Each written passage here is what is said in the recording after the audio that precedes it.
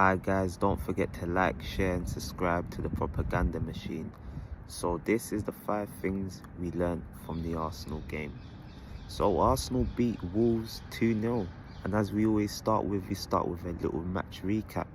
We started off very well. It was a good first half. Saka testing the goalkeeper early on, and then Wolves had a little header, but Raya made the save look quite comfortable, and then they gave Saka all the time in the world, roughly on the 25th minute, and he delivered a perfect ball into Kai Havertz, who got in front of the goalkeeper and defender and headed it home. I think we had a few more chances in the half, but the half came to a close, and then second half comes out. We start well again for about the first 5 to 10 minutes. We're getting a few chances.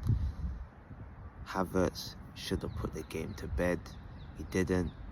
And then around 55 to 60 minutes, Wolves start growing into the game and put us on the back foot. We were under pressure for a good 15-minute spell in that game.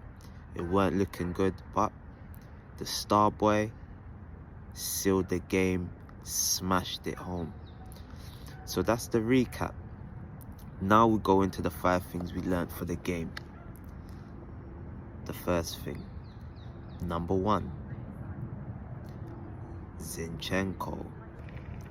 Even if he's having a good game, it doesn't matter. There's always potential for a mistake or just him getting targeted, and it just felt that way. As soon as Wolves made that change, Cunha come on, it just felt scary. Scary times started. Like I say, from like the 55th minute onwards, it weren't looking good. The whole stadium, you could hear, it's like nervous. The players start making mistakes. Saliba at the back, just passing it out. I just feel like his presence alone unsettles everything. And as soon as Arteta makes the sub, Yuri Timber comes on, roughly I'd say 67th minute or something like that. Bang, there we go. Bukayo Saka finishes off the game. Within probably 5 minutes of the substitution, the momentum swung almost instantly, and that alone in itself is worrying. How can momentum swing from taking off a defender? Because the team's comfortable and the opposition, no, they can't target Timber. They can't really target Ben White. So yeah, that's the first takeaway, even though he had a good game. But yeah, I'm not a fan. Second takeaway, the subs. The subs are still a massive issue for Arteta. He takes too long. It's way too long. We could see that Zinchenko, that change probably could have been made, maybe not at half time, but 5 minutes into the first half, just to settle down the nerves. But yeah, maybe he's gonna learn the hard way, because this season we need to see a change from the Arteta. We need to see him make an earlier substitution, making more substitutions, because once again, the Trossard sub could have been made sooner as well. As soon as Saka scored, get him off. Declan Rice, he was on his last legs. Could he have come off sooner? Surely they know that these players hardly had pre-season. They went deep. They went all the way to the final in the Euros, playing every game. So surely you could do the right thing and just make a sub early. So these are little things that we need fine-tuning. We need to fine-tune, and we're going for the title. So when we're going for the title, we need to nitpick at everything, every little detail. And I'm sure Well, I hope that there's a change soon. Number 3. So, with the third takeaway, geez, we're just in a forest right now, in the bushes.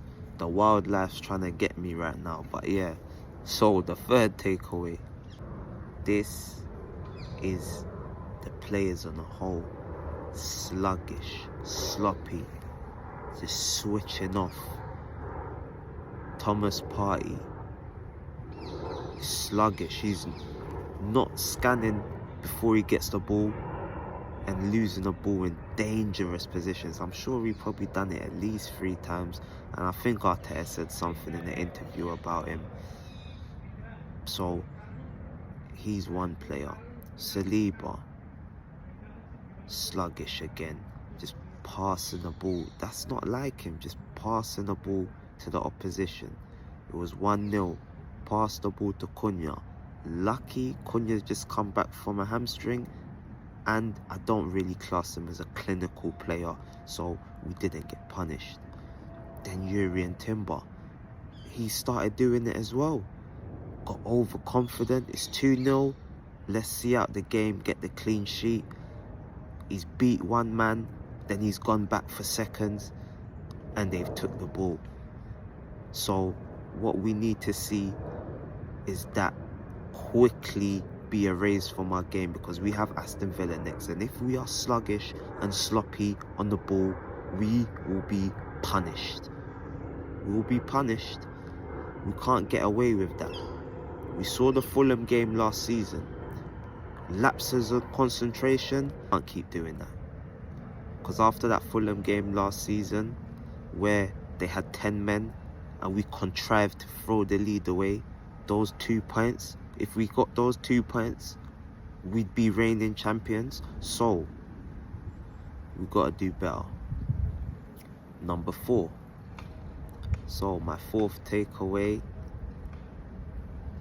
clinical Kai. Nah, not clinical, but Kai Havertz. So he's always seems to be in the right place at the right time, and that is what I do like about him. He gets into the right place for goal scoring opportunities, and he got so again today with his goal. The timing of his goals is perfect as well. We needed a goal, because you could hear the stadium kind of getting nervous first game of the season, because Arsenal fans, I don't know where it is, they seem to get nervous too soon. The jitters start to creep in. I'm probably one as well, to be honest with you. So puts us into the lead. Very good header. He's very good in the air. I think that's 10, would they say 10 headed goals in the Premier League? So that's probably 10 out of maybe 40 goals if he's got that, which is a very high percentage. So Kai Havertz, I'm very impressed. But at the same time, he had the chance in the second half to kill off the game. I know it was on your right foot, but these are the moments in football games that we need you to just kill off the game. And this is probably why we say we need a striker. But if we're not getting one, we're going to have to make do with what we've got. Even though we need a forward. We need a forward. The 5th and final takeaway is the star boy, Bukayo Saka. Oh, I didn't have him in my starting lineup. I thought, oh no, he's tired. He doesn't look right. Not lacking match fitness. He's gonna get injured. Well, what do I know? Saka, he's our most important player. A goal, an assist today. Without him, who knows? Who knows what would have happened? It might have been a 0-0 game, maybe 1-0 to Wolves, because that moment they gave him all the time in the world and he picked out perfect ball, inch perfect, right for Kai Havertz on his head. He must have been causing havoc for Ainori the whole game. The whole game he was causing havoc for him. So Bukayo Saka, he's a player that we need. We need him to stay fit for at least 35 games this season, because for those that can't see why Arteta plays him so much, this is why. But this is also why we need someone that is going to give healthy competition. Healthy. But he's very decisive for Arsenal, and he kept having shots on goal. You just knew one of those shots were going to go in. There was one, no backlift, but he smashed it over the bar. So much power in the strike. But yeah, Bukayo Saka, our match winner, our star boy, our most important player. So, those are the 5 takeaways. We start the season with a win. It might have sounded negative, but I'm positive. A win is a win. Opening day. Come on, you Gunners. Don't forget to like, share, comment and subscribe, and make sure you hit that like button. The algorithm needs algorithm, people. Bless.